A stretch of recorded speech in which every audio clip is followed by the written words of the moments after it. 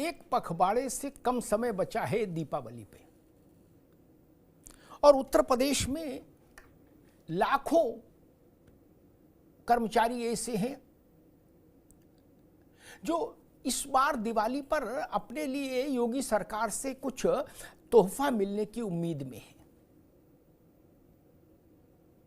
उम्मीद तो उनको हर दिवाली पर होती है, लेकिन दिवाली आती है और चली जाती है और उनके हाथ वहीं वहीं खाली रह जाते हैं।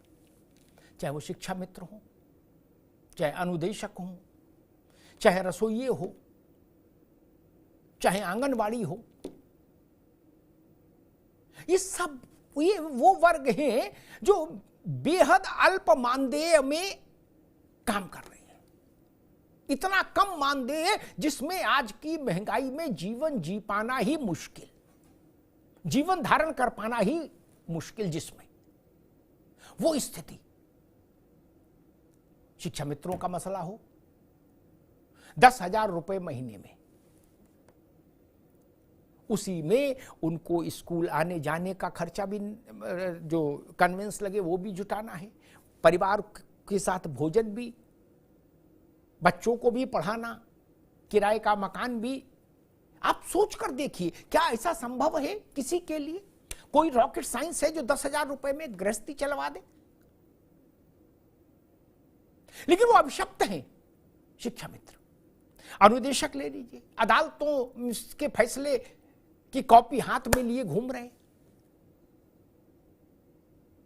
उनका वेतन मानदेय इतना अल्प है कि आज के दौर में कुशल श्रमिक का जो वेतन है सरकारी तौर पर, उससे भी कम है अनुदेशकों का मानदेय। स्कूलों में रसोइये हैं, उनकी स्थिति और भी दयनीय है, कारुणिक है। और आंगनबाड़ी, हमारी जो माता बहनें हैं आंगनबाड़ी में, उनका कार्य अत्यंत महत्वपूर्ण है, लेकिन उनको मिल क्या रहा है? मानदेय क्या है? उनकी समस्याओं पर निर्णय नहीं हो रहे। वो धरना दे रही है, प्रदर्शन कर रही हैं, लेकिन उनकी आंख के आंसू को पोंछने के लिए कोई हथेली नहीं आ रही सामने। मुझे लगा ये विषय महत्वपूर्ण है, और ये विषय इसलिए भी महत्वपूर्ण है क्योंकि पिछले 15 दिन के भीतर 2 बार मुख्यमंत्री योगी आदित्यनाथ से इन वर्गों के प्रतिनिधियों की मुलाकात हुई है। एक तो मुलाकात कल ही हुई, जो भारतीय जनता पार्टी के शिक्षक प्रकोष्ठ के संयोजक हैं, एमएलसी हैं श्रीचंद शर्मा जी, उन्होंने करवाई, और सारे विषय मुख्यमंत्री के सामने रखे गए हैं। अब उम्मीदें बलवती हो रही हैं। क्या होगा? मानदेय बढ़ेगा कि नहीं? और बढ़ेगा तो कितना बढ़ेगा? और मानदेय के अलावा जो और समस्याएं हैं, शिक्षा मित्रों की, अनुदेशकों की, आंगनबाड़ी के कर्मियों की, रसोइयों की, उनका क्या होगा? उनकी आंख से आंसू पोंछा जाएगा कि नहीं? वो सम्मानजनक जीवन जी सकें। एक आज के महंगाई के दौर में कोई व्यक्ति न्यूनतम कितने में अपने परिवार का भरण पोषण कर सकता है, उसका एक आंकड़ा निकाल लिया जाए, और ये सुनिश्चित किया जाए कि कम से कम इतना तो हर किसी को मिले। 7,000, 9,000, 10,000, 6,000, ये आज के दौर में इससे ज्यादा त्रासद और कुछ नहीं, इससे ज्यादा कष्टपूर्ण और कोई स्थिति नहीं। बार बार गुहार, बार बार धरना, बार बार प्रदर्शन, लेकिन सुनवाई नहीं। मीटिंगें होती रहीं, कभी अधिकारी मिलते रहे, कभी नेता मिलते रहे, मीटिंग चलता रहा, लेकिन किसी मीटिंग का कोई ऐसा फल नहीं निकला, अर्थ नहीं निकला जो इनके जीवन में एक रोशनी का दिया रख दे, इनकी देहरी पर आलोक का एक दिया रख दिया जाए। इसलिए मुझे लगा कि सरकार में हलचल है। ये लाखों, उत्तर प्रदेश के लाखों नागरिक जो इन सेवाओं में है, शिक्षा मित्र, अनुदेशक, रसोईया, आंगनबाड़ी, उनके जीवन के लिए मुक्ति का मार्ग, उनके जीवन के लिए सम्मान का मार्ग, उनके जीवन के लिए सहजता और सरलता का मार्ग क्या शासन खोलेगा, सरकार खोलेगी? ये बड़ा प्रश्न है। हमारे साथियों ने इस विषय पर एक रिपोर्ट तैयार की है। पहले उस रिपोर्ट को देखिए, फिर मेहमानों से परिचय कराएंगे और फिर बहस में चलेंगे।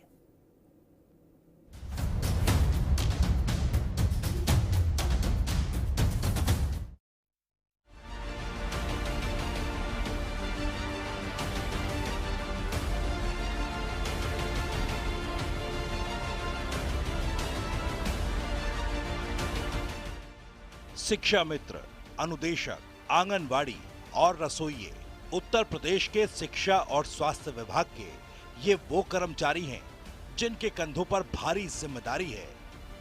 लेकिन मानदेय और तनख्वाह के मामले में सरकारों ने इनको लेकर बेरुखी ही दिखाई है। लिहाजा दिवाली से पहले इन सभी ने सरकार से गुहार लगाई कि मानदेय बढ़ाया जाए। खबर है कि सरकार भी इनको दिवाली का तोहफा दे सकती है। दरअसल मंगलवार को विधान भवन में बेसिक शिक्षा राज्य मंत्री संदीप सिंह के साथ शिक्षा मित्रों, अनुदेशक और रसोइयों के संगठन की बैठक हुई। इस बैठक में शिक्षा मित्रों, अनुदेशकों और रसोइयों के मानदेय वृद्धि, मूल विद्यालय में वापसी, मेडिकल सुविधा और मृत शिक्षा मित्रों के परिवारों के समायोजन को लेकर बातचीत हुई। अलग अलग संगठनों की बैठक में इस बात पर सहमति भी बनी। वहीं मंत्री संदीप सिंह ने कहा कि मानदेय बढ़ाने का प्रस्ताव जल्द ही मुख्यमंत्री योगी आदित्यनाथ के सामने रखा जाएगा। सूबे में करीब 1,40,000 शिक्षा मित्र हैं। 2017 में सुप्रीम कोर्ट के आदेश के बाद शासन की तरफ से शिक्षा मित्रों का 11 माह का मानदेय 10,000 तय किया गया है। शिक्षा मित्र लगातार लंबे समय से अब 11 महीने की जगह 12 महीने के मानदेय की मांग कर रहे हैं। वहीं अनुदेशकों को भी साल के 11 महीने की नौकरी में 9,000 रुपए प्रतिमाह मानदेय मिलता है। अनुदेशक तो अदालत से मानदेय का मामला भी जीत चुके हैं। वहीं सरकार भी मानदेय बढ़ाने का वादा कर चुकी है। वहीं बेसिक स्कूलों में तैनात रसोइयों को 2,000 रुपए प्रतिमाह का मानदेय मिलता है। आशा और आंगनबाड़ी वर्कर का काम और मानदेय तो और भी कम है। करीब 2.25 लाख आंगनबाड़ी कर्मचारी मात्र 5500 रुपए के मानदेय पर वो काम करते हैं, जो बीएलओ से लेकर एजुकेटर तक बड़ी तनख्वाह पर कर रहे हैं। बहरहाल दिवाली के त्योहार से पहले एक बार फिर सरकार से गुहार लगाई गई है। सरकार की ओर से भी वादा और भरोसा दिया गया है। ऐसे में सवाल यही है कि इस दिवाली शिक्षा मित्र, अनुदेशक और आंगनबाड़ी वालों की जेब तो नहीं रहेगी खाली। आप सोचिए, जो रसोईया है स्कूल में मिड डे मील बनाने के लिए, वो 2,000 रुपया पाता है 30 दिन का। 2,000 रुपए में कोई जीवन जी सकता है? 2.25 लाख के आसपास आंगनबाड़ी कार्य करती हैं और उनको 5,000 रुपया मिलता है। और उनके पास करने के काम, उनकी सूची इतनी लंबी है कि आप सुनेंगे तो चौंक जाएंगे। और उसके प्रतिफल में 5,000 रुपए। ये बड़े प्रश्न हैं। मेहमानों से आपका परिचय करा दें। श्रीश चंद्र शर्मा जी हैं, प्रदेश संयोजक, शिक्षक प्रकोष्ठ, भारतीय जनता पार्टी। श्रीश जी का स्वागत है। विक्रम सिंह हैं, प्रदेश अध्यक्ष हैं अनुदेशक संघ के। विक्रम जी का स्वागत है। शिव कुमार शुक्ला हैं, प्रदेश अध्यक्ष, प्राथमिक शिक्षा मित्र संघ। शिव कुमार जी का स्वागत है। सावित्री चौधरी जी हैं, राष्ट्रीय अध्यक्ष, आंगनबाड़ी सहायिका संगठन। सावित्री जी का भी बहुत स्वागत। श्रीश चंद्र जी, आपसे बात शुरू करता हूं। अरे पहले समस्याएं सुन लें, फिर आपके पास आएंगे। आप सर भारतीय जनता पार्टी के प्रतिनिधि हैं, आपको उत्तर के समय याद करेंगे। सावित्री जी, सबसे पहले आंगनबाड़ी की समस्या, क्या समस्याएं हैं और आप क्या चाहती हैं सरकार से? सर, सबसे पहले तो मैं टीवी 9 का धन्यवाद करूंगी कि जो इतनी मार्मिक विषय को आपने आज उठाया और हमको यहाँ डिबेट में बुलाया। सर देखिए, 1975 से हमारी योजना शुरू है। 1975 में एक केंद्रीय कर्मचारी को 50 रुपए वेतन मिलता था और एक आंगनवाड़ी को 75 रुपए मानदेय मिलता था। आज एक केंद्रीय कर्मचारी कहाँ है और एक आज आंगनवाड़ी 5500 रुपए मानदेय पा रही है। तो मैं सरकार से यही पूछना चाहती हूँ कि क्या यही अंतर परचेसिंग पावर में भी है कि आंगनवाड़ी के लिए सब कुछ सस्ता मिलेगा और एक केंद्रीय कर्मचारी के लिए सब कुछ महंगा मिलेगा। दूसरी चीज, हद तो सर तब हो गई कि उसके बावजूद अभी हाल ही में एक एजुकेटर की भर्ती निकाली गई है। हम लोग 6 सेवाएं देते हैं पहले से, टीकाकरण, पूरक पोषाहार, शाला पूर्व शिक्षा, रेफरल सेवा और हेल्थ एंड न्यूट्रिशन। उसके साथ साथ अभी सरकार ने एजुकेटर भर्ती निकाली है, उसको 10,313 रुपए देंगे एजुकेटर के लिए। हालांकि 10,000 में भी किसी का घर नहीं चलता, लेकिन उनको जब एक सेवा का, हमारी शाला पूर्व शिक्षा एक सेवा है हमारी, 3 से 6 साल के बच्चों को वो पढ़ाएंगे, एजुकेट करेंगे। तो एक सेवा का जब आप 10,313 रुपए दे सकते हैं, तो इसके हिसाब से हमारी 6 सेवाओं का भी जोड़ लीजिए कि हमारा कितना बनता है। या हम कहना चाहेंगे कि एजुकेटर से भी आप 1,000 में काम करा के दिखाइए, जब हम 6 सेवाएं और 6,000 रुपए में 55। ठीक है सावित्री जी, मैं एक बार सबको बहस में ले आऊं, फिर दोबारा आता हूं आपके पास। जी जी। शिव कुमार जी, क्या बातचीत कहां तक पहुंची, किस पड़ाव तक पहुंची भाई? कुछ कल्याण होता दिख रहा है? प्रणाम सर। जी प्रणाम भैया। आपको बहुत बहुत धन्यवाद बुलाने के लिए। आदरणीय शर्मा जी को प्रणाम, विक्रम जी को धन्यवाद, सावित्री जी को। सर, ये हमारा सारा सिस्टम आपको पता है, जब से हम आए विद्यालय में और फिर पीछे क्या हुआ, कैसे हुआ, ये सब आपको कुछ बताना नहीं है। सब कुछ एक एक बात आपको जानकारी, सुप्रीम कोर्ट, हाई कोर्ट से लेकर के, और शिक्षा मित्रों का समायोजन और शिक्षा मित्रों का समायोजन निरस्त होना, वर्ष 2017 का संघर्ष, और 17 से अब तक शिक्षा मित्र 10,000 में काम कर रहा है। बीच में हमारे कई बार हम लोग माननीय मुख्यमंत्री जी से भी मिले, चाहे वो 10 अगस्त 2017 रहा हो, चाहे 23 अगस्त का रहा हो, चाहे 18 में रहा हो, और फिर निरंतर हम लोग लगे थे, संघर्ष चलता रहा। और फिर 5 सितंबर को हमारा एक बड़ा अभी कार्यक्रम हुआ। उस कार्यक्रम को शाम को माननीय मुख्यमंत्री जी के कार्यालय से, उनके विशेष कार्य अधिकारी से हमारी वार्ता हुई। माननीय मुख्यमंत्री जी उस समय शिक्षकों के सम्मान समारोह में गोरखपुर में थे, तो कार्यक्रम का समापन किया गया। मुख्यमंत्री जी ने कहा मैं आऊंगा लौट करके, उसके बाद प्रक्रिया करूंगा। और उसी बीच लोकसभा चुनाव के दौरान हमारे साथी और हमारी मुलाकात आदरणीय श्रीचंद शर्मा जी से हुई, माननीय विधायक जी से। तो माननीय विधायक जी ने अपना जो हमारे और सरकार के बीच का काम था सेतु का, उसको आपने किया और आपने हम लोगों को जोड़ने का काम किया। और फिर माननीय मुख्यमंत्री जी वापस आए, फिर माननीय शर्मा जी मिले, हम लोग मिलते रहे। फिर एक बड़ी बैठक का आयोजन हुआ। माननीय मुख्यमंत्री जी के निर्देश पर बेसिक शिक्षा विभाग के अधिकारियों की एक बैठक हुई। उस बैठक में शिक्षा मित्र, अनुदेशक, रसोइया सभी के प्रतिनिधियों को बुलाया गया, बातचीत हुई। कई बार हमारी प्रमुख सचिव से बात हुई। और कल मैं माननीय विधायक जी के साथ आदरणीय शर्मा जी, आदरणीय धर्मेंद्र भारद्वाज जी, आदरणीय सुरेंद्र चौधरी जी, सदस्य विधान परिषद के साथ मैं और हमारे महामंत्री सुशील यादव जी, दोनों लोग माननीय मुख्यमंत्री जी से हम लोग मिले।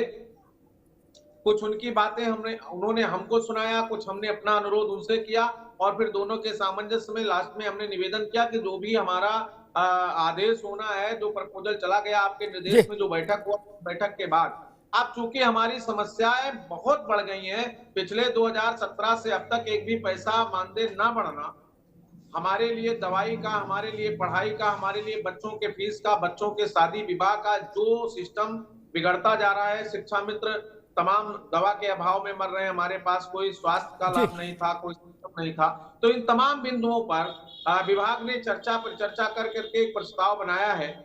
माननीय मुख्यमंत्री जी ने भी कहा है कि जो प्रस्ताव मैंने निर्देश दिया है और जो विभाग तय करेगा, जो विभाग बनाएगा, लेकर के आएगा, उसको मैं चुनाव के बाद, आदर्श आचार संहिता समाप्त होगी उसके बाद घोषित करूंगा। तो मैं इसी क्रम में निरंतर लगा था और पिछले 2 वर्ष से मैं संवाद से समाधान का संघर्ष चलाया सर। ठीक है शिव कुमार भाई, दोबारा आता हूं आपके पास। मैं सबको एक बार बहस में ले आऊं। हो गई है पीर पर्वत सी पिघलनी चाहिए, अब हिमालय से कोई गंगा निकलनी चाहिए। विक्रम सिंह जी, आप लोगों के संघर्ष से भी मैं वाकिफ हूं, हर पड़ाव से। अब स्थिति क्या नजर आ रही है? जी सर, आपका पहले तो बहुत बहुत आभार सर कि आपने हम अनुदेशकों की पीड़ा को आज उठाने का कार्य किया है सर। और उत्तर प्रदेश के अनुदेशक को सर 2020 में नई शिक्षा नीति आई थी और नई शिक्षा नीति में हम अनुदेशकों को सर नियमित करने की बात कही गई। हमारे सारे विषय को मुख्य विषय बनाते हुए नियमित करने की बात कही गई है। तो हम उत्तर प्रदेश सरकार से सर यही निवेदन करते हैं कि उत्तर प्रदेश सरकार, चूंकि हम सर नई शिक्षा नीति 2009 के अंतर्गत आए हैं और जो नई शिक्षा नीति का जो राजपत्र जारी है सर, उसमें केवल 2 ही पद है, सहायक अध्यापक और अनुदेशक। तो हम सर सरकार से निवेदन करते हैं कि हमका आ रहा जो प्रमुख मांग है नियमितीकरण, हमको उत्तर प्रदेश सरकार नियमित करे। और जब तक उत्तर प्रदेश सरकार को नियमितीकरण में समस्या है, वो थोड़ी लंबी प्रक्रिया है, तब तक कम से कम हमारा मानदेय सर इतना हो जाए कि जिससे हम आरा रोटी दाल की व्यवस्था सर हो जाए।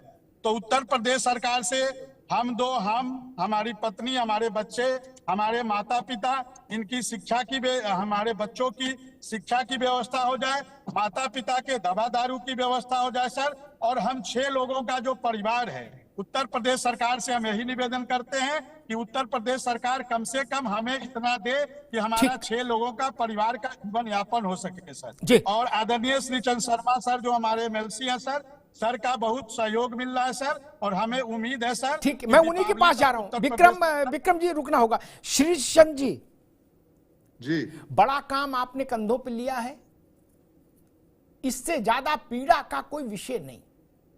मैं बरसों बरस इन लोगों के संघर्ष का साक्षी रहा हूं। आप सोच सकते 2000 रुपया महीना, 500-5500 रुपया महीना, काम 17 किस्म के, शिक्षा मित्र 10,000 रुपया, अनुदेशक 9,000 रुपया। मतलब इसके लिए तो बहुत ज्यादा चिंतन मनन की जरूरत भी नहीं होनी चाहिए। ये तो प्रथम दृष्टया लगना चाहिए कि नहीं ये पाप है, किसी का घर कैसे चलेगा। श्री जी अग्निहोत्री जी, पहले तो आपके अमिताभ जी, आपके प्रयासों को मैं सराहना करता हूँ, आपको प्रणाम करता हूँ। आपके साथ हमारे जो अन्य सहभागी हैं, साथी हैं, उन सबको प्रणाम करता हूँ। आपने हमारे शिक्षा मित्रों, अनुदेशकों, हमारे आंगनबाड़ी कार्यकर्ता और इन सब के विषय को लिया, जो इनकी बड़ी कठिनाई का जो इनका जीवन है उसके बारे में आपने परिचर्चा रखी, इसके लिए आपको मैं धन्यवाद देता हूँ।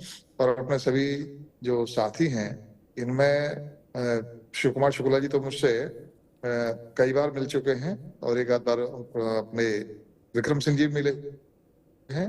सावित्री जी से कभी कोई बात नहीं हुई, लेकिन इन सब लोगों की बातें हम लोगों ने सरकार से रखी हैं। हमारी सरकार गंभीरता से इनके विषय को भी, रसोईया के विषय भी, इन सब पर गंभीर है। जहां तक बात अमिताभ जी हम करें कि पीछे की स्थितियां, तो उस पर हम लोग गौर करें तो शिक्षा मित्र जब रखे गए थे तब 2200 रुपए पर रखे गए थे, और उस समय जब वो 2017 में इनका सुप्रीम कोर्ट के कारण इनका चयन निरस्त हुआ, सुप्रीम कोर्ट के निर्देश के अनुसार, तो उसके बाद इनका मानदेय 3500 रुपए था शिक्षा मित्रों का।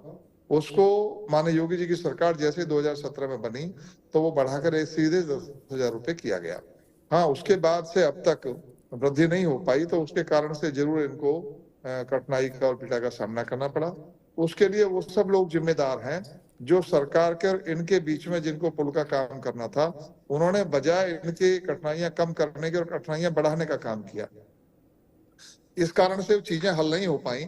अभी लोकसभा चुनाव के बीच में मेरे शिक्षा मित्रों के संगठन के कुछ साथी मुझे मिले थे, तो उसके बाद से हम लोगों ने बैठना शुरू किया। फिर शिव कुमार शुक्ला जी उनके प्रदेश अध्यक्ष हैं, इनके और सुशील जी और अजय जी हैं, सब लोग हम साथ बैठे तो इनके विषयों को समझा। और महाराज जी से मैंने 2-3 बार मुलाकात की।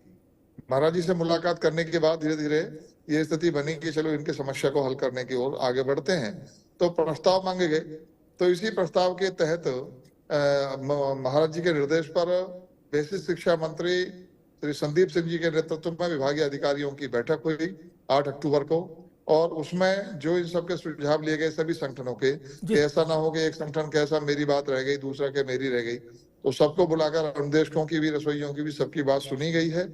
और माननीय मुख्यमंत्री जी से उसके बाद हमने अभी कल मुलाकात की अपने एमएलसी साथियों को साथ लेकर, और अपने शिक्षा मित्र प्रदेश अध्यक्ष अपने शिव कुमार शुक्ला जी भी थे और इनके महामंत्री सुशील जी भी थे। तो हम सब लोग मिले और माननीय मुख्यमंत्री जी ने कब बताया कि उन्होंने जो प्रस्ताव मंगवाया है वो प्रस्ताव के आने के बाद उसके बाद वित्त विभाग से भी सहमति लेनी होती है, कैबिनेट में उसकी चर्चा करके इसको कराया जाएगा। तो इस विषय को लेकर गंभीर है, मैं उम्मीद करता हूं कि इस बार इनका भला हो जाना चाहिए। कई बार लोग ऐसे बीच में आ जाते हैं जो बजाय पुल का काम करने के अवरोध बन जाते हैं, वो उन्हें अपनी राजनीति करनी होती है, वो लोगों को लाभ कैसे मिले उसकी चिंता करने की बजाय मैं कैसे ज्यादा चमकूं उस पर वो ज्यादा ध्यान देते हैं। इसकी वजह से चीजें बिगड़ती रही हैं, मुझे इसकी तकलीफ है। काश ये पहले विषय हमारे ध्यान में आया होता तो शायद और पहले हल हो जाता, लेकिन अब चलो एक बात बनी है तो मैं कोशिश करूंगा कि अब हम सब लोग मिलकर इसके मुकाम लेकर चलेंगे। श्री जी, मैं एक अनुरोध ये भी करूंगा कि इसी प्रस्ताव में आंगनबाड़ियों की समस्या को भी शामिल करिए। 2.25 लाख माता बहनें हैं, छोटी संख्या है क्या? और अब तो उत्तर प्रदेश इतना समर्थ है, इतना सक्षम है। आंगनबाड़ी का जो मंत्रालय है वो दूसरा है। अभी जो ये वाला जो प्रस्ताव है ये बेसिक शिक्षा मंत्रालय का है। भैया सरकार तो एक है श्री सेन जी, सरकार एक है, मुखिया एक है। सुनिए तो क्या प्रस्ताव में शामिल करने का जहां तक विषय आया, इस प्रस्ताव में नहीं शामिल हो सकते, अलग ना ना, मेरा आशय दूसरा है श्री जी, मेरा आशय दूसरा है। मैंने इन्हें कहा कि लिखित में प्रस्ताव में, मैंने कहा मुख्यमंत्री के सामने जब ये विषय जाए तो साथ में ये भी जाए, ठीक, कि एक समस्या ये भी है, ताकि फैसला तो उनको करना है। ऐसा नहीं होना चाहिए कि फिर पता लगा कि ये 2.25 लाख छूट गए, फिर ये 10 साल संघर्ष कर रहे हैं, धरना दे रहे हैं, प्रदर्शन कर रहे हैं, और फिर मीटिंग पर मीटिंग चल रही है। हमको याद है एक कमेटी बनाई थी मुख्यमंत्री जी ने पहली टर्म में, दिनेश जी उसके अध्यक्ष बनाए गए थे। बड़ी उम्मीद थी कि वो कमेटी कुछ कर देगी, कुछ नहीं हुआ, न कमेटी का पता लगा न रिपोर्ट का पता लगा। नहीं अमिताभ जी, उसके लिए भी कभी आप शिव कुमार शुक्ला जी से पूछ लीजिएगा, ये बता देंगे। इनके सब शिक्षा मित्र के जो संगठन के लोग हैं वो बता देंगे कि जो चीजें हल हो रही थी वो इन्हीं के संगठन के अध्यक्षों की वजह से हल नहीं हुई। उस समय शिव कुमार जी पर नेतृत्व नहीं था, जिनके हाथ में नेतृत्व था उन्होंने हट की, और हट के कारण नहीं, इससे कम नहीं चाहिए। जो चीजें हल हो रही थी वो भी नहीं हल हो पाई। होना ये चाहिए कि जितने हल हो जाए समस्या उतनी हल करा लो, फिर आगे बात करेंगे, फिर आगे विषय रखा जाएगा। जी, हमने इस बार चूंकि मैं पार्टी ने प्रदेश संयोजक बनाया हुआ है शिक्षक प्रकोष्ठ का, तो मैं पार्टी की ओर से माननीय धर्मपाल जी हमारे संगठन मंत्री हैं, भूपेन्द्र जी हमारे अध्यक्ष हैं, उन सबकी ओर से हम लोगों ने सहमति बनाकर ही आगे इस पे काम करना शुरू किया कि हम शिक्षा मित्रों, तदर्थ शिक्षकों, अनुदेशकों और जो हमारे व्यवसायिक शिक्षक हैं उनकी समस्या तो हल हो गई है, उनका मानदेय बढ़ गया, और अभी हमारे रह गए विषय विशेषज्ञ, उनका भी मानदेय बढ़वाना, उनको पुरानी पेंशन योजना में लाना है। तो ऐसे कई विषय हैं जिनको हम लोग हल करने पर लगे हैं, और धीरे धीरे हम लोग आगे की तरफ बढ़ भी रहे हैं। जी, मैं फिर वही अनुरोध करूंगा कि जब इतना बड़ा दिल दिखाने की स्थिति अब बन रही है तो उसमें आंगनबाड़ी को भी शामिल करिए। प्रस्ताव क्या है, एक टेलीफोन पर प्रस्ताव उधर से आ जाएगा, संदीप के यहाँ से आ रहा तो उनके यहाँ से भी आ जाएगा, उसमें कौन समस्या है, उस विषय को भी लेकर चला बेहद से आ जाएगा ब्रजेश पाठक जी के यहाँ से। लेकिन ऐसे अवसर कम आते हैं जब इतनी बड़ी समस्याएं, इतने लंबे समय से चली आ रही समस्याएं समाधान के किसी पड़ाव तक पहुंचे, और जब पहुंचे तो उनका संपूर्ण समाधान होना चाहिए। गंगा पार करें तो फिर एक साथ सब कर जाएं, ऐसा नहीं हो कि आधे इधर रह गए, आधे बीच में रह गए, आधे पार गए, वो स्थितियां खराब होती। सावित्री जी, आपकी पैरवी हमने की। मैं श्री जी से ये कहना चाहूंगी सर, जितने भी आप अनुदेशक हैं, शिक्षा मित्र हैं, रसोइया हैं, सब लोग शायद आंगनबाड़ी से बाद में आए थे, लेकिन आप लोग अगर इस देश में महिला सशक्तिकरण की बात होती है तो आंगनबाड़ी कभी दिखाई नहीं दी। आंगनबाड़ियों से जो काम कराए जाते हैं, आप देखिए, Aadhaar card, smart card, Ayushman card, filaria, malaria, कुष्ठ रोग, पोलियो, कोई काम आंगनबाड़ी से अछूता नहीं। और बीएलओ निर्वाचन का काम सबसे पहले है। तो आप देखिए, इतने सारे काम तो दे दिए जाते हैं, तब तो आंगनबाड़ी याद आती है, तब वैसे किसी को दिखाई नहीं देती। जब सरकार बनी थी 2016 में सर, हमारा धरना प्रदर्शन चल रहा था, उसमें हमारे माननीय योगी जी आए थे और उन्होंने वादा किया था कि अगर हमारी सरकार बनती है तो हम 120 दिन के अंदर आपको सम्मानजनक मानदेय देंगे और जो आपकी सेवा शर्तें हैं उनमें सुधार करेंगे। लेकिन जैसे ही सरकार बनी उसके बाद हम लोगों ने वादा निभाओ रैली निकाली तो हमारी बहनों को जेल में डाल दिया गया। तो ये है हमारे देश का महिला सशक्तिकरण। और ये याद नहीं आती है, ऊपर से काम इतना है कि मोबाइल दे दिए गए कि मोबाइलों पे आप लोग काम करेंगी। इनको पता है जब आंगनवाड़ियों की भर्ती हुई थी 1975 में तो कितनी पढ़ी लिखी आंगनवाड़ियां थी, उनको मोबाइल दे दिए गए कि आपको काम करना ही करना है। अगर आप बीएलओ में काम नहीं करेंगे, बीएलओ का कितना टफ काम है, काम नहीं करेंगे आप पे एफआईआर दर्ज कर दी जाएगी। इसका मतलब सरकार मानती तो है कि जो कोई काम नहीं करता वो आंगनवाड़ी को दे दिया जाता है। शिक्षा मित्रों ने हाथ खड़े कर दिया हम बीएलओ नहीं करेंगे, आंगनवाड़ी को दे दिया। टीचरों ने हाथ खड़े कर दिए, वो आंगनवाड़ी को दे दिया। जो कोई काम नहीं करता इसका मतलब मानते तो हैं कि होशियार हैं, होशियारों को ज्यादा काम दिया जाता है। जब क्लास में कोई बच्चा होशियार होता है तो उसे काम पे काम दिए जाते हैं, लेकिन मानदेय देने के लिए इस सरकार पे कुछ नहीं है। तो ये, और उससे भी आप देखिए और ज्यादा हद तब हो गई जब हमारी बहनें, एक तरफ तो सरकार हमें वॉलंटियर मानती है कि वॉलंटियर हैं, और जब काम कराने का टाइम आता है तो कर्मचारी बन जाते हैं। और देखिए जब रिटायरमेंट किया, जब आप वॉलंटियर मानते हैं तो आप रिटायर कैसे कर सकते हैं? 62 साल के बाद हमारी बहनों को जब तक उनमें ताकत थी, शक्ति थी, ऊर्जा थी, उनसे काम लिया और उसके बाद उनको निकाल बाहर कर दिया बिना ग्रेजुएटी के और बिना पेंशन के। जो 2-4 हजार रुपए कम से कम जो 60 साल के बाद उनको अपनी बीमारी के लिए, उनको दवा गोली के लिए कुछ मिल जाता तो वो हमारी बहनों को नहीं दिया। वो बहनें कैसे रो रो के वो बाहर हुई हैं। और फिर हम लोग उसको लेके कोर्ट गए, हाई कोर्ट ने आदेश किया, उसको लेके फिर हम सुप्रीम कोर्ट गए, तो सुप्रीम कोर्ट में सरकार पीछे पहुंच गई, पीछे कि हम किसी को ग्रेजुएटी नहीं दे सकते, हम किसी को पेंशन नहीं दे सकते। तो ये है हमारे देश का महिला सशक्तिकरण। आपने बहुत अच्छे से अपने उसकी समस्याएं रखी और मेरे ख्याल से श्री जी सुन भी रहे हैं उन चीजों को। और मुझे लगता है कि अब वो समय आ गया कि जब इतनी लंबे समय से जो पेंडेंसी चली आ रही है, ये 4-5 वर्गों की, शिक्षा मित्र हो, आंगनबाड़ी हो, रसोई हो, अनुदेशक हो, ये बार बार खाली हाथ रह जाते हैं। एक बार वंस फॉर ऑल सेटल करिए। अब उत्तर प्रदेश का तस्वीर भी बदल गई है। अब प्रदेश दरिद्र नहीं है, गरीब नहीं है, दे सकते हैं, देना चाहिए। शिव कुमार जी, तो इस बार जो तमाम बातें थी, एक तो मानदेय ठीक हो जाए, दूसरा ये था भाई मेडिकल की सुविधा मिल जाए, है ना, इस तरह की जो चीजें थी, इस बार लग रहा है कि गंगा पार हो जाएगी। सर मैं बताओ कि जब से हम लोग इस पे निरंतर लगे थे, हमारी तमाम ऐसी समस्याएं हैं कि अभी 10,000 में भी हमारे साथी कुछ 80 किलोमीटर 100 किलोमीटर जाकर के शिक्षण कार्य कर रहे थे। ऐसी स्थिति में जो अभी जब बातचीत हुआ तो उस दौरान तमाम विषय आया कि हमारे उन साथियों को उनके मूल विद्यालय या उनके ग्राम पंचायत के निकट विद्यालय में भेजा जाए। हमारी ऐसी बहनें 1500 पूरे प्रदेश में हैं जिनका परिवार टूट रहा है। वो अपनी मायके में जाकर के 6 दिन शिक्षण कार्य करती हैं, 7वें दिन ससुराल आती हैं, फिर संडे को फिर भाग जाती हैं। उनका परिवार टूटने से बचाने के लिए मैंने अनुरोध किया तो डायरेक्टर सुब्रा मैडम थी, उन्होंने सबसे एप्लीकेशन कराया। अब वो फिर इस बार जब प्रमुख सचिव महोदय से मैंने निवेदन किया तो ऐसी तमाम समस्याएं कि महिलाओं को अंतर जनपदीय जाना है, 1500 से 2000 महिलाएं ऐसी हैं जो उनको अंतर जनपदीय स्थानांतरण होना नितांत आवश्यक है, मेडिकल की व्यवस्था उपलब्ध कराना नितांत आवश्यक है, हमारा मूल विद्यालय आवश्यक है, और सबसे बड़ी जो व्यवस्था है हमारी, वो हमारी आर्थिक संकट है। 10,000 में मेरा परिवार नहीं पल पा रहा है, महंगाई कहां से कहां चली गई है। अभी हमारी आंगनबाड़ी की बहन कह रही थी चौधरी जी कि हमारे लिए कोई दूसरा विकल्प नहीं, हमारे लिए कोई दूसरी दुकान नहीं, हमारे लिए कोई कैंटीन नहीं है, तो हम भी उसी मार्केट में हैं। और इन तमाम बातों को आदरणीय शर्मा जी ने महसूस किया, सरकार तक पहुंचाया, हमारा संघर्ष चला, हमारे साथियों ने एकजुटता दिखाया, आप सबका सहयोग मिला।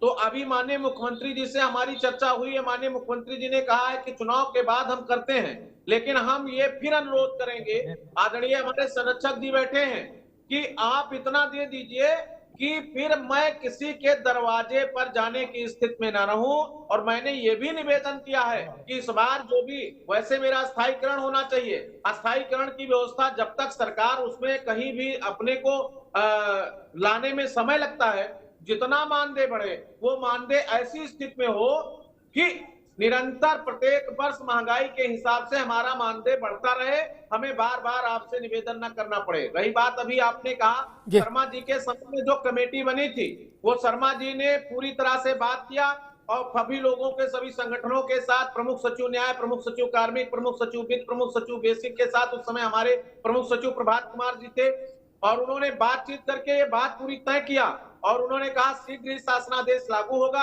और बीच में किन परिस्थितियों के कारण नहीं लागू हुआ वो लंबा मामला चला और उसके बाद दोबारा चुनाव हुआ, सरकार बनी, माननीय उप मुख्यमंत्री जी वर्तमान में राज्यसभा सांसद हैं और पूरे देश की राजनीति में उनका फिट छाप है। तो मैं उनसे भी अभी निवेदन किया था, आपसे मिलने के बाद उनसे भी मिला और उन्होंने भी कहा कि आपने शर्मा जी को पकड़ा है, अच्छा है, और उसी रास्ते से आप लोग आगे बढ़िए। तो मैं निरंतर इस विषय पर काम करता रहा, पिछले 2 साल से मैं संघर्षरत रहा और उस संघर्ष में आप मुलाकात और आपके ने सेतु का काम किया और माननीय मंत्री जी से बैठक हो गई है, मुख्यमंत्री जी से बैठक हो गई। मेरा कंपैरिजन किसी से नहीं है। मैं चाहता हूं कि जो भी संविदा वर्कर हैं आपके पूरे प्रदेश में काम कर रहे हैं, अभी रसोइयों की बात हुई, अनुदेशक की बात हुई, अनुदेशकों का कार्यक्रम हो, चाहे रसोइयों का कार्यक्रम हो, चाहे आंगनबाड़ी का हो, सबके लिए जितने लोग इस पूरे प्रदेश में और व्यवस्था में काम कर रहे हैं, आपने आज सबको जोड़ा है, सबकी बात बड़ी गंभीरता से किया है। और जब भी आपने किया है, गंभीरता से किया है, तो निश्चित रूप से आपने इस पटल पर उठाया है। तो मैं चाहूंगा कि ये बात सबके लिए एक बेहतर व्यवस्था होनी चाहिए और उसमें शिक्षा मित्र तो पूरी ताकत के साथ लगा है, अनुदेशक लगा है, हमारी बहनें काम कर रही हैं। ऐसा नहीं है कि हम कोई काम नहीं कर रहे हैं, हमको तो जो भी काम दिया गया, बाल गणना, जनगणना, वोटर लिस्ट और पढ़ाना लिखाना, मतलब जितना काम सरकार का होता है। ठीक है शुक्ला जी, रुकना होगा, विक्रम सिंह के पास चलो, लेकिन उससे पहले मैं एक बात कहूंगा, खासतौर पर श्रीश जी के संज्ञान के लिए। मैंने जाने कितनी बार ये सलाह सरकार को दी, अधिकारियों को दी श्रीश जी, कि भाई जब मानदेय बढ़ेगा तब बढ़ेगा, क्या वित्त के पास जाएगा, फलां के पास जाएगा, छोड़ो, इनको अपने शहर में स्कूल में तो कर दो, इसमें क्या समस्या थी। मैंने कहा इनको मेडिकल की सुविधा में ले आओ, इनको कार्ड दो मेडिकल का, ये तो परमानेंट तो होने जाएंगे कार्ड मिलने से, कार्ड देने में क्या समस्या, लाखों लोगों को मेडिकल कार्ड है, 16 लाख 17 लाख लोगों के पास है, और हो जाता है इनके पास, तो कोई मुश्किल थी क्या। चीजों को इतना उलझा दो, इतना लटका दो, इतना भटका दो कि परिस्थितियां ही खराब हो जाएं। अनुदेशक है, आंगनबाड़ी है, रसोई है, ये इनको आप 50,000 जब दे पाएंगे तब देंगे, जहां ये है वहां इनकी नौकरी तो कर दो यार भाई, कम से कम उसमें तो पैसा नहीं लग रहा। ये बड़ा विषय है, यहीं से अप्रोच पता लगती है श्री जी। ये विषय भी बहुत जल्दी हल होने वाला है, वो भी विषय इसके साथ ही हल हो जाएगा, वो भी तय हो गया, उसका भी प्रस्ताव तैयार हो रहा है कि जो बेटियां हैं उनको ये सुविधा होगी, वो अपने बेटियों को भी बेटों को भी दोनों को ये सुविधा देंगे, शिक्षा मित्र लेडीज या जेंट्स दोनों को ये सुविधा देंगे कि वो एक बार अपना स्थानांतरण जहां चाहते हैं वहां उनका हो जाएगा। ये भी प्रस्ताव तैयार हो रहा है, जल्दी वो भी आपके सामने आ जाएगा, इसमें कोई कठिनाई ज्यादा नहीं है, वो प्रस्ताव बन के सामने आ रहा है, चीजें आपके सामने आएंगी, सारी चीजें हल होंगी। जी ठीक बात है। विक्रम जी, एक स्थिति होती है मानदेय बढ़ जाए, दूसरी स्थिति होती है कि जो मतलब ये है कि खाना ना सही नाश्ता सही, वो भाव होता है। दूसरा होता है कि भाई आप जो मानदेय दे रहे कम से कम उसको तो महंगाई भत्ते से जोड़ दीजिए, ताकि रोज हाथ नहीं फैलाना पड़े, धरना नहीं देना पड़े, प्रदर्शन नहीं करना पड़े इस छोटी सी चीज के लिए। मांगना बहुत कष्टपूर्ण काम है।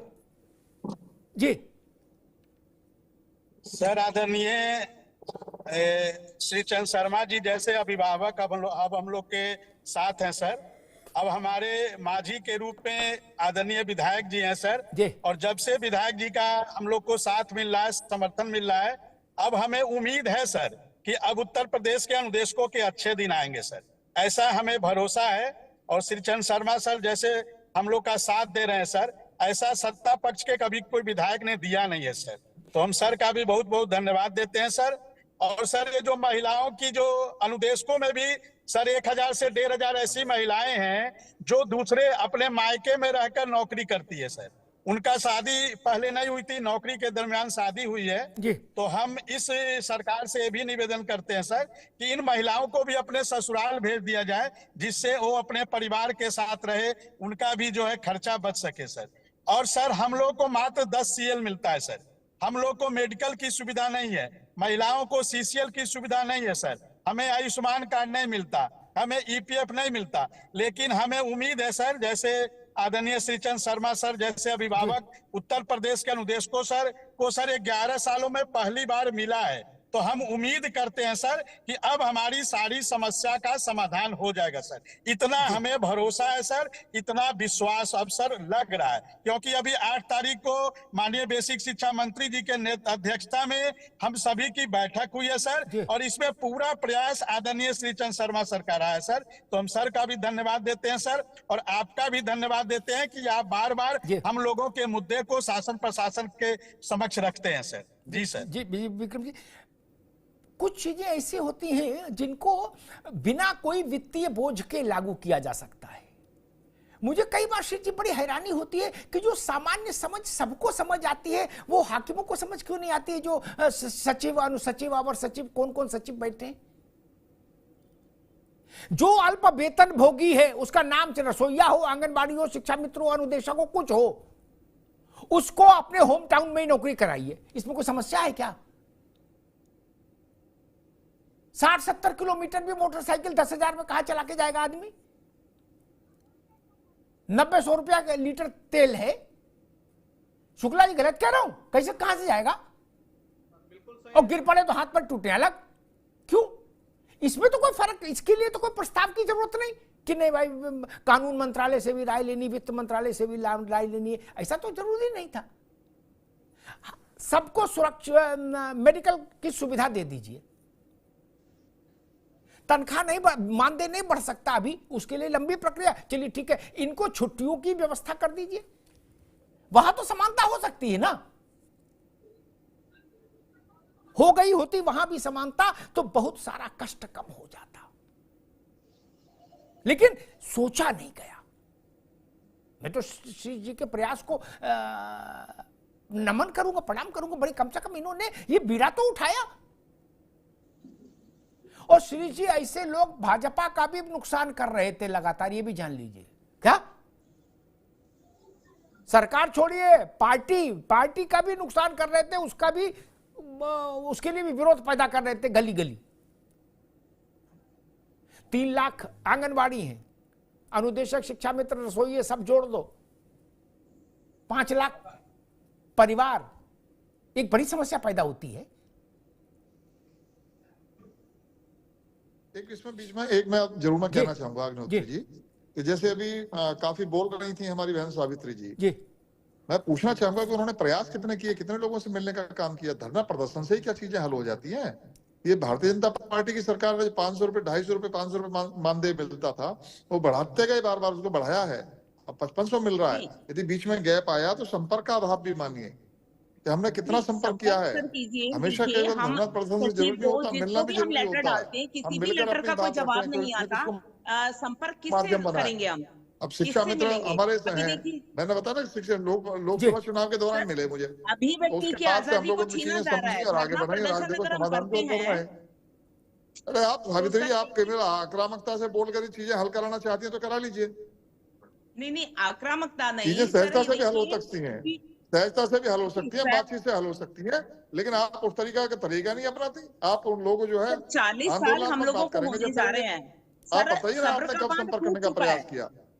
सब्र का बांध बिना कहे आपका टूट गया होगा, लेकिन ऐसा नहीं है कि वे विषय नहीं पहुंचते होंगे, उनका समाधान नहीं हो रहा होगा। समाधान होगा तो आपको ये लगेगा कि मैंने ये करा दिया। कोई समाधान सब नहीं हुआ है, समाधान ये हुआ है सरकार को करने होते हैं। सर, जब हम लोग आंदोलनरत थे, 3 महीने आंदोलन किया, हम लोगों का वापस करने की बजाय मानदेय भी काट दिया गया। आप सहजता से नहीं मिल सकते, आपके जो विभाग के मंत्री हैं मानदेय भी काट दिया गया अगर धरना प्रदर्शन किया तो।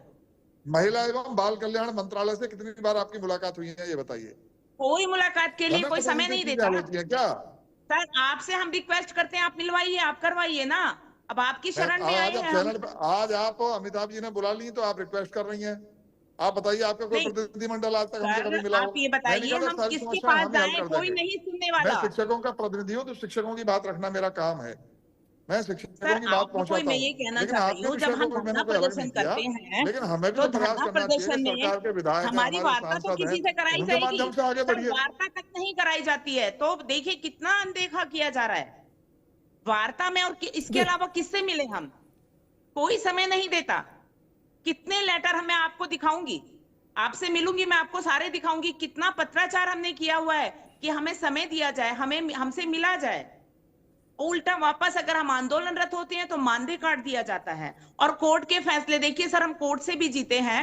प्रमोशन का केस 2016 में हम कोर्ट से जीते थे, लेकिन वो फाइलें हमारी सभी सुपरवाइजर्स ने कहा कि 15 दिन के अंदर शायद आपको ज्वाइनिंग लेटर मिल जाएंगे। हमारे निदेशालय से जिले पे, जिले से ब्लॉक पे, ब्लॉक से निदेशालय, ऐसे फाइल 1 महीना घुमा के हमारी छोड़ दी गई। इसका मतलब कोर्ट के फैसले भी सरकार के लिए ऐसे हो गए पंचायत के फैसले। तो सर कहीं ना कहीं कौन सुनेगा, किसके पास जाए आप बताएं। धरना प्रदर्शन सावित्री जी को एक बार बड़ा रुकना, होना एक बार रुकना। श्री जी, इनकी समस्या ये है कि कहां जाएं। इनका कहना है कि हमने किससे मिले? सबको चिट्ठी लिखी, सबको मेल किया, सबको डाक भेजी, कोई समय दे तब ना जाएं। ये भी तो समस्या है। अमिताभ जी, भाई साहब, दरवाजा तो खुले। हमारी पार्टी के इतने नेटवर्क है, वार्ता तक तमाम नहीं हमारे कराई जाती विधायक धरना हैं, प्रदर्शन सांसद में। हैं, मंत्री हैं, उनमें से किसी से तो वार्ता मिलो, आप के वो नाम पर बताएंगे दबा कि दिया क्या वो जाता है। आगे कर सकते हैं बात। जी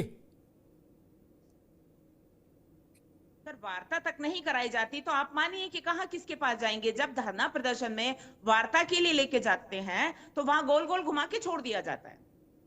तो सर और किससे मिले आप बताएं, हमें रास्ता बताएं, कोई मार्गदर्शन करें हमारा। आज तो हम आपको बता तो रहे सर हैं कि भाई से आपके निकट जो भी हमारे विधायक हैं, सांसद हैं, उनसे आप मिल सकती हैं। आपके जो मंत्री हैं उनसे आप संपर्क करिए, मंत्री जी से मिलिए, सर तो आपकी चीजें जब हल तक होंगी। मिलते हैं सर जब मिलते हैं बस वो जब वोट का टाइम आता है, तब जब वोट का डलवाने का टाइम आता है तब मिलते हैं। सावित्री वो जी, यदि बाकी आपको कोई नहीं लड़ना ही है मिलता। तो आप लड़ते रहिए। आपको लड़ना है तो आप लड़ते रहिए, आप राजनीति करते रहिए। आपको ऐसे राजनीति करनी है, करिए आप राजनीति। नहीं सर कैसे राजनीति आप बताएं, आप तो आपको बताएं कह रहा हमारा हूँ कि इसमें चीजें गलत हल क्या कराने है। का तरीका आपको बता रहा हूँ, तो आप सुन रही हैं। आपको कह रहा हूँ कि चीजें हल होंगी इस तरह कि आपके स्थानीय विधायक हैं, सांसद हैं, उनसे आप मिलिए। आपके जो बाल कल्याण मंत्रालय हैं, मंत्री हैं, उनसे मिलिए।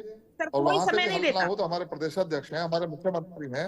ऐसा नहीं है कि समय नहीं मिलता, सबको समय मिलता है। मुख्यमंत्री जी का जनता नहीं दरबार दिया लगता है, सर, मुख्यमंत्री जी मैं सबसे आपको मिलते सर हैं। लेटर दिखाऊंगी अपने, मुख्यमंत्री जी कितने जनता दरबार पत्राचार हमने लगाते हैं, किया है। उप मुख्यमंत्री जनता दरबार लगा लेते हैं, हमने खुले मेल किया दरबार है है उनके, प्रधानमंत्री को, लेकिन आपको मिलना मुख्यमंत्री ही जी नहीं को है। भी किया है, सबको आपने किया किया है होगा, सर। मैं जानकारी नहीं। नहीं नहीं सावित्री जी, एक बात ये भी ठीक है कि मान लीजिए लेटर का जवाब नहीं आ रहा, लेकिन जो बड़े नेता हैं वो सार्वजनिक उसमें भी रहते हैं। जैसे मुख्यमंत्री का जनता दर्शन होता है, उसमें तो लेटर की जरूरत ही नहीं होती है। एक सुन लीजिए, बीजेपी के अध्यक्ष है भूपेंद्र चौधरी, ठीक, उनके दफ्तर में जाइएगा तो एक दिन जाइएगा, नहीं होंगे तो दूसरे दिन चले जाइएगा, तब मिल जाएंगे। उनसे मिलना कोई बहुत कठिन नहीं मेरे ख्याल से। और आपका जो स्थानीय विधायक सांसद होगा, उनको तो जैसे शिक्षा मित्र अनुदेशक और रसोइयों ने इनको श्रीश जी को ढूंढा, एक सेतु बना, एक पुल बना, क्या वैसा सेतु और पुल नहीं बन सकता था? चिट्ठी मेल छोड़िए कि हमने चिट्ठी भेजी, चिट्ठी का जवाब नहीं आया। हम जैसे इन लोगों ने एक सेतु बनाया, वैसा सेतु नहीं बन सकता क्या?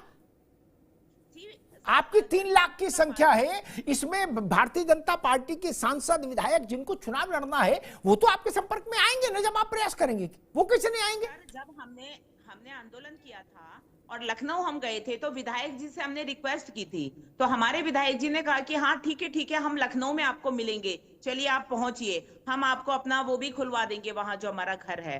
कोई नहीं पहुंचा सर। उसके बाद आप देखिए, अभी जगदम्बिका पाल जी के द्वारा हम बाल विकास मंत्री से मिले थे, केंद्रीय मंत्री से मिले थे, उन्होंने भी हमें आश्वासन दिया। केवल आश्वासन अगर कहीं मिलते हैं, केवल आश्वासन मिल जाता है, उसके बाद कुछ नहीं होता है।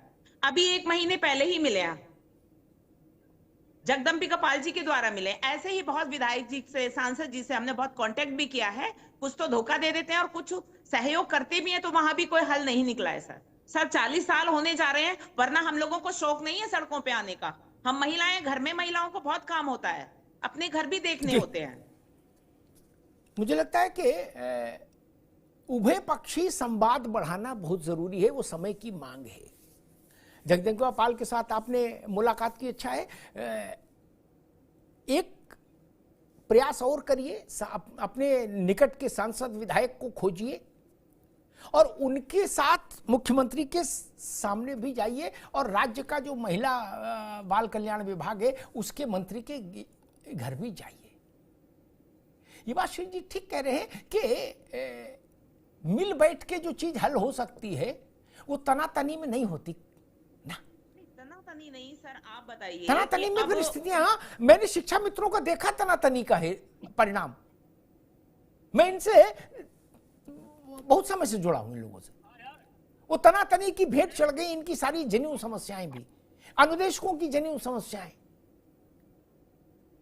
देखिए सर, ये भी झुकने को तैयार नहीं थे, वो भी झुकने को, सरकार होती है। शुक्ला जी गलत तो नहीं कह रहा, गोल गोल घूमते रहे। मेरा देखिए अमिताभ जी, भाई साहब जी, देखिए सरकार जनता बनाती है और सरकार होती है जनता की समस्याओं को हल करने के लिए है, लेकिन हम लोग सहजता से बातचीत करके चीजों को हल कराने की ओर करें। कई बार चीजें एक बार में हल नहीं होती, धीरे धीरे हल होती हैं, तो वो हल होंगी, परिणाम आएगा। लेकिन ये मत सोच के बैठो कि एक बार में प्रयास में हम परिणाम नहीं आया तो परिणाम आएगा ही नहीं, या हम नाराज होकर बैठ जाएं, मूड खराब करके बैठ जाएं, खराब बातें करने लगे। तो फिर आपने मुझे आज चैनल पे बुलाया, मैं यदि खराब बातें करूंगा तो अगली बार आप कहोगे चलो छोड़ो यार, किसी और से बात कर लेते हैं, ये तो शर्मा जी तो नाराज हो जाते हैं, तो ऐसा करते हैं वैसे करते हैं। अरे भाई चौधरी जी ने मुझे गुस्सा क्यों दिला दिया? दो भाई हमारे साथ बैठे हैं, बात कर रहे हैं, उनसे तो मुझे गुस्सा नहीं आया। उन्होंने जो ढंग से बात की है, उनकी समस्या नहीं हो रही है क्या? गुस्सा नहीं है। इस तरह की बातें करके क्या हासिल अगर हम बोल रहे हैं तो इन चीजों को जो हमारे साथ हो रहा है सर, हमने आंदोलन किया, 3 महीने का मानदेय काट दिया गया उल्टा। हर बार मुंह से आंदोलन निकल रहा है, ये आंदोलन जीवी लोग हैं, इनका गुजारा आंदोलन के बिना होना नहीं है। हर बात पे आंदोलन चल रहा है, हर बात पे धरना प्रदर्शन चल रहा है। एक बार इन्होंने ये नहीं कहा कि मैं 10 लोगों को लेकर मंत्री से मिलने गए, क्या वहां गए? एक बार केवल एक आया, सर मिले हैं ना हम, कोई रिजल्ट नहीं मिला है। जगदम्बिका पाल जी से मिले, उनको लेकर गए। अरे आप को विधायक और सांसद मिल ही नहीं रहे जिनसे आप मिलवा सकते हैं। पूरे प्रदेश में इतने विधायक सांसद हैं और आंगनबाड़ी इतना सेवा करती है, समाज की इतना काम करती है, भला इनकी बात नहीं सुनी जाएगी? अरे भाई अपना आपको करना चाहिए कि हर जिले में हमारे आंगनबाड़ी जो कार्यकर्ता है वो अपने अपने क्षेत्र के विधायक और चैनल के माध्यम से उनको अपनी मांग कहेंगे। इस चैनल के माध्यम से आपसे रिक्वेस्ट कर रहे हैं, आप कराइए, आपसे रिक्वेस्ट करते हैं। जितने भी आप जगदम्बिका पाल जी हैं वो भी सांसद विधायक ही हैं, और भी जो लोग हैं मिले हैं, कोई नहीं सुन रहा है, इसलिए हमें गुस्सा भी इसलिए। मैंने सुझाव दे दिया, अभी आपको सुझाव दे दिया कि मुझे नहीं देना चाहिए, मैंने अभी अभी आपको सुझाव दे दिया, आप ध्यान करो बात पे मैंने क्या कहा। हर जिले में अपने जो आपके आंगनबाड़ी कार्यकर्त्री हैं उनको कहिए कि अपने अपने स्थानीय विधायक और सांसदों से मिले और उन्हें कहें कि देखिए हमारी समस्या को आप सरकार के सामने रखिए। तो ऐसा नहीं है कि वो जनप्रतिनिधि नहीं रखेंगे, हम लोग होते ही इसलिए, हम इसी बात के लिए तो बने हैं कि जनता के और नेताओं के बीच में पुल का काम करें। जनता के और सरकार के बीच में पुल का काम करने के लिए तो बने हैं, वही तो हमारा काम, हमारी तो नौकरी है, हम तो आपकी नौकरी के लिए तो बैठे हैं। आप हम बताओ कि हमें काम करना ना करें तब कहना कि आपने किया नहीं। सर हमें यही तो लग रहा है ना कि अब देखिए 40 साल होने जा रहे हैं, रुक रहा होगा, अब ये रुक रहा है, मैं बाकी लोग पास हूं। एक बात मैं आपको बताता हूं जो मेरी अनुभव कहता है, जगदम्बिका पाल हो या श्रीचंद शर्मा हो, एक बार में बात नहीं बनी, दोबारा कुंडी खटखटाइए, तिबारा कुंडी खटखटाइए, हमेशा खटखटाते रहिए, कोई ना कोई दरवाजा खुलेगा, दरवाजा नहीं खुलेगा खिड़की खुलेगी। ऐसा नहीं हो सकता कि नहीं हो। इसलिए मुझे लग रहा है इस रास्ते पर चलेंगे तो ज्यादा बेहतर रहेगा। टकराव हर चीज का उत्तर नहीं हो सकता, क्योंकि आपके पास एक बड़ी संख्या है सावित्री जी, 2.25 लाख का समूह है। मैं कैसे मान लूं कि कोई भी राजनीतिक व्यक्ति आपकी उपेक्षा कर सकता है? नहीं, चुनाव तो वोट से ही होगा ना। ऐसा कैसे हो सकता है कि 3 लाख की वर्क फोर्स को कोई डिमीन कर दे? नहीं, मुझे नहीं लगता। इसमें थोड़ा सा देखिए, कोर्स ऑफ एक्शन बदल के देखिए। दवा गर्म पानी के साथ ले रहे हैं, नहीं फायदा कर रही, ठंडे के साथ लेके देखो। ठंडे के साथ भी लेके देख लो। और जो बात श्री जी कह रहे हैं वो बड़ी प्रैक्टिकल बात है। आपके इलाके का जो भी विधायक है, 3-3.5 लाख वोट की कॉन्स्टिट्यूंसी है, वो आपकी उपेक्षा कैसे कर सकते हैं? कई बार डॉक्टर बदल लिया जाता है। मान लो जगदम्बिका पाल से नहीं हुआ, दूसरा डॉक्टर देखो। एलोपैथी नहीं काम कर रही, होम्योपैथी देखो। होम्योपैथी नहीं करे, नेचुरोपैथी में आए नहीं।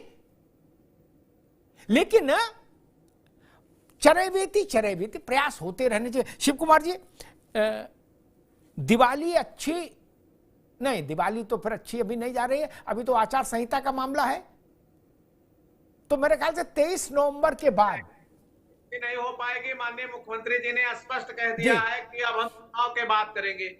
तो मैं चुनाव करूंगा। पिछले 7 साल से शिक्षा मित्र अनुदेशक वेट ही तो कर रहा है, शिक्षा मित्र वेट ही कर रहा है। तो हमें कोई इतनी जल्दी नहीं, लेकिन जो भी हो अच्छा हो, बेहतर हो। हमने जो निवेदन किया है सरकार से कि हमारी सेवाएं 62 वर्ष की सुरक्षित होनी चाहिए।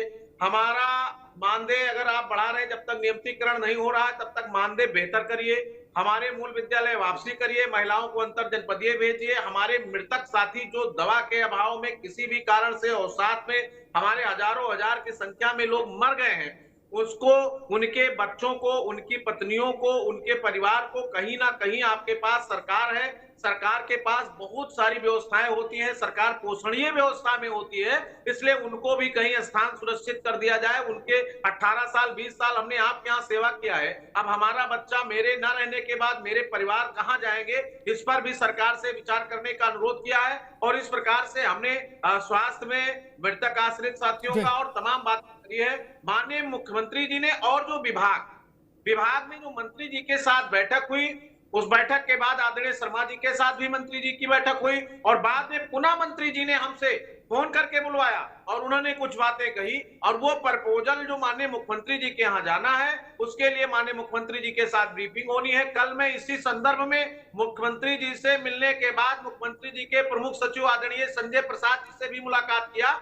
मैं, मेरे महामंत्री और कोषाध्यक्ष रमेश मिश्रा, सुशील यादव जी, सब लोग साथ में थे और सभी लोगों ने मुलाकात करके उनसे निवेदन किया। उन्होंने कहा मुझे निर्देश प्राप्त है, आपके संबंध में महाराज जी से चर्चा होना है और शीघ्र ही हम लोग बैठेंगे। आपके मंत्री जी बाहर हैं, मंत्री जी, विभागीय अधिकारी और सब लोग बैठ करके तय करेंगे। तो मैं चाहता हूं कि अब समय बहुत लंबा हो गया है, जो कुछ भी तय हो जाए। और आदर्श आचार संहिता के बाद हम लोग तो आशान्वित थे। आदरणीय शर्मा जी ने भी कहा था, अधिकारियों ने भी निर्देश हमें संकेत दिया था, मंत्री जी ने भी, कि दीपावली इस बार आप सबकी बहुत अच्छी होगी। लेकिन चुनाव आदर्श आचार संहिता घोषित है, लागू हो गया है, इसलिए अगर हमारी दीपावली 7 साल से अच्छी नहीं हुई है तो हम उम्मीद करेंगे कि दीपावली के बाद हो, लेकिन जो हो वो अच्छा हो। ठीक बात है शिव कुमार भाई, दीपावली न सही, चलो नया वर्ष अच्छा हो जाए। लड्डू जब खाओ तो मीठा, सोमवार को खाओ चाहे मंगल हो, बहुत अच्छा हो जी। विक्रम जी, ठीक है शिव कुमार जी, रुको। विक्रम जी, संकट कटे मिटे सब पीरा, वो स्थिति आ गई, नया वर्ष मंगल में होगा। सर हम लोग भी यही सरकार से निवेदन करते हैं सर जी, कि हम 11 वर्ष हो गए हमारे सर, लेकिन आज भी हमारी नौकरी सर सुरक्षित नहीं है। जैसे 100 से 1 भी बच्चा कम होता है, हमको नौकरी से निकाल दिया जाता है सर। तो हम सरकार से निवेदन करेंगे कि हमारी नौकरी को सुरक्षित किया जाए, हमारे जीवन को सुरक्षित किया जाए सर। और आशा है, जैसे माननीय विधायक जी का साथ मिल रहा है, माननीय विधायक जी का सहयोग मिल रहा है, हमें उम्मीद है सर उत्तर प्रदेश सरकार इस बार पॉजिटिव है, सकारात्मक है, हमारे हर एक मुद्दे का सर समाधान करेगी सर, ऐसा हमें पूरा भरोसा है सर। और यदि नियमितीकरण एक ऐसा सर टेबलेट है जो हम लोगों को मिल जाए तो हमारी सारी समस्या का समाधान हो जाएगा। इसीलिए हम उत्तर प्रदेश सरकार से निवेदन करेंगे, माननीय विधायक जी के माध्यम से निवेदन करेंगे कि हमारा नियमितीकरण उत्तर प्रदेश सरकार कर दे, हमारी साथ समाधान हो जाएगा। जी सर। श्री जी, एक बार जितने भी प्रदेश में ऐसे काम करने वाले अलग अलग विभागों में लोग हैं, इस प्रदेश की संतानें हैं, जिनका वेतन, जिनकी सुविधाएं नगण्य हैं, एक बार एक होलिस्टिक व्यू लेके, एक समग्र व्यू लेके, सबका साथ सबका विकास, सबकी समस्याओं को एक बार में समाधान क्यों नहीं दे दिया जाए?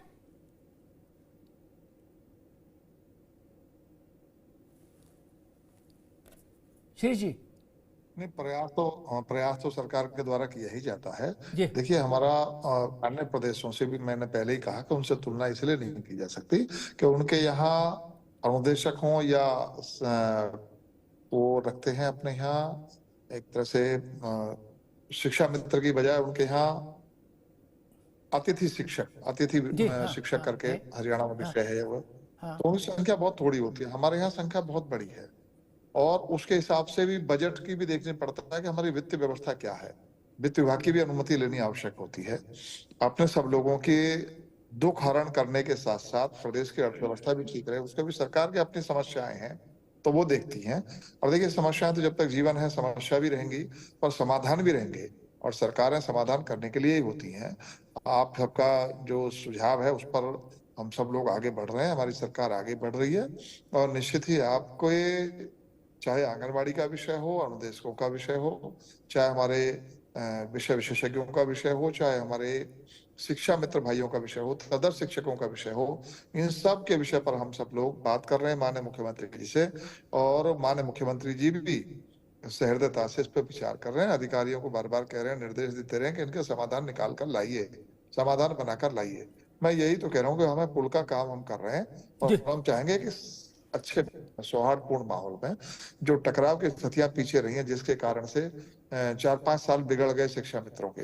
2017 में 10,000 मानदेय हुआ, उसके बाद से अब 24 आ गई, तो ये जो 7 साल बिगड़े हैं इसमें 2 साल बाद भी बढ़ सकता था, 19 में बढ़ सकता था, 20 में बढ़ सकता था, लेकिन टकराव की स्थिति अपनाई गई, टकराव ही अपनाया गया।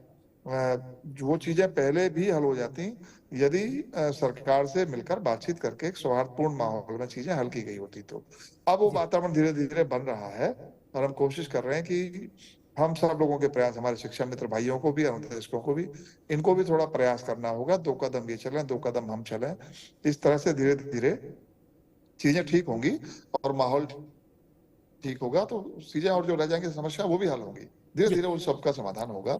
मैं ये अपना कह सकता हूँ, मुझे भरोसा है अपनी सरकार पर, अपने मुख्यमंत्री जी पर भरोसा है। जी ठीक है शर्मा जी, बिल्कुल ठीक बात आपने कही। ये बात हमको ध्यान रखनी चाहिए कि अगर हिमाचल में अतिथि शिक्षक कम हैं तो हिमाचल का टोटल जीडीपी भी कटोरी भर है। हमारे पास थाल है, थाली नहीं, थाल। हम महाराष्ट्र के कान काट रहे हैं जीडीपी में, जीएसटी में, टैक्स में, रेवेन्यू आ रहा है ना, ठीक है। तो इसलिए ये भी बात है, नागालैंड और त्रिपुरा से तुलना हम नहीं करेंगे ना। हम उत्तर प्रदेश हैं भाई, हम दुनिया का 6ठा सबसे बड़ा देश होते अगर अलग देश होते तो हमारा व्यवहार भी वैसे ही होना चाहिए। हम पांडुचेरी से का बजट थोड़े न देखेंगे, और जितना बड़ा बनारस मंडल उतने बड़े तो दुनिया में कई मुल्क नहीं है। इसलिए ये चीज देखी जानी चाहिए। दूसरी बात मैं कहूंगा कि श्री जी बिल्कुल ठीक बात है, अभी रुकना होगा। ऐसे तमाम विषय थे जिनको बिना वित्तीय से बोझ को बढ़ाए हल किया जा सकता था, तो कम से कम उद्विग्नता कम होती शिक्षा मित्रों की, आंगनबाड़ी की, अनुदेशकों की, जिसको एक हमारी लोक भाषा में कहा जाता है कि हर्रा लगन फिट करी रंग चोखो आ जाए। मुझे समझ आती है पीड़ा, जो पीड़ा के निवारण के लिए है उनको क्यों नहीं समझ आई? उनके पास कोई और काम है? मनरेगा में नौकरी कर रहे हैं? नहीं ना, उनके पास काम ही ये है, सब संतुष्ट हो, सबका भी जीवन यापन ठीक से हो, यही ना काम है, यही मैंडेट है। तो मुझे लगता है इस भाव को ध्यान में रखना चाहिए। और मैं श्री जी से कहूंगा, श्रीचंद जी से, कि आंगनबाड़ी की जो हमारी माता बहनें हैं वो आपसे संपर्क करेंगी, आपने एक प्रक्रिया स्थापित कर ली है, एक पुल आपने बना लिया। शर्मा जी, जितनी मेहनत पुल बनाने में होनी थी उतनी आप कर चुके। अब तो उस पुल पे एक बार जाओ चाहे 4 बार जाओ, कोई दिक्कत नहीं, पुल बन गया। अब क्या समस्या है? हो सकता है परमात्मा ने आज इसीलिए ये बहस आयोजित की करवाई हो, इनके माथे भी रोली चंदन लगना हो। क्या समस्या है? बड़ा प्रदेश है, बड़ा दिल भी होना चाहिए। हमारे पास संसाधन है, अब गरीब प्रदेश नहीं है हम। जो देश वर्षों वर्ष से 80 करोड़ लोगों को निःशुल्क खाद्यान्न दे सकता है, ये क्या 1970 का भारत है? नहीं, ना 1970 का उत्तर प्रदेश है। ट्रिलियन बिलियन की बात हो रही है, उसमें अगर कोई खड़ा होकर ये कह देता कि हमको 2000 रुपया महीने मिलता है तो मन खराब हो जाता है। ये पाप कैसे हुआ? ये गौहत्या जैसा पाप है। 2000 रुपया मनरेगा का बेसिस क्या है? उससे नीचे तो कुछ नहीं ना।